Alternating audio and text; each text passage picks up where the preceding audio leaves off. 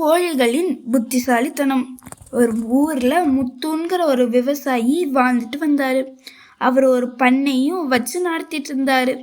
அந்த கோழி பண்ணையில தினமும் ஒரு திருடன் புகுந்து எப்படியாவது ஒரு கோழியாவது திருடிடுவான். அதை நினைச்சு அவரு ரொம்பவே வருத்தப்பட்டாரு. அது மட்டும் இல்லை, அங்கே இருந்த எல்லா கோழிகளுமே ரொம்ப கவலைப்பட்டுச்சுங்க. ஏன்னா தான் கூட்டத்தில் இருக்கிற ஒரு கோழி தினமும் காணாமல் போயிடுது. அதே மாதிரி நம்மளும் ஒரு நாள் காணாமல் போயிடுவோன்னு. அதுக்கு விடையா ஒரு குட்டி கோழியான சீனுங்கிற ஒரு கோழி ஒரு திட்டத்தை பட்டுச்சு. என்ன திட்டம்னா, திருட வரும்போது நம்ம எல்லாரும் சேர்ந்து ஒன்றா சத்தம் போடுவோம். அப்போ திருடனும் பயந்துருவான், ஊரில் இருக்கிற எல்லா மக்களும் முழிச்சிருவாங்க அப்படின்னு சொல்லுச்சு.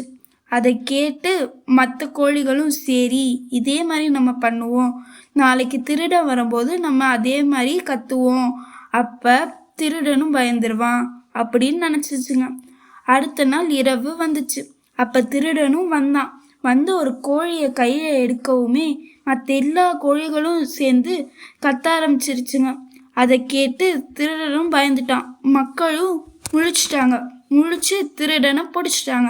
பிடிச்ச உடனே திருடன்ட்டு இருந்த அந்த கோழியை வாங்கிட்டு அதே சமயம் அந்த திருடனை அந்த ஊர்ல இருந்து துரத்திட்டாங்க.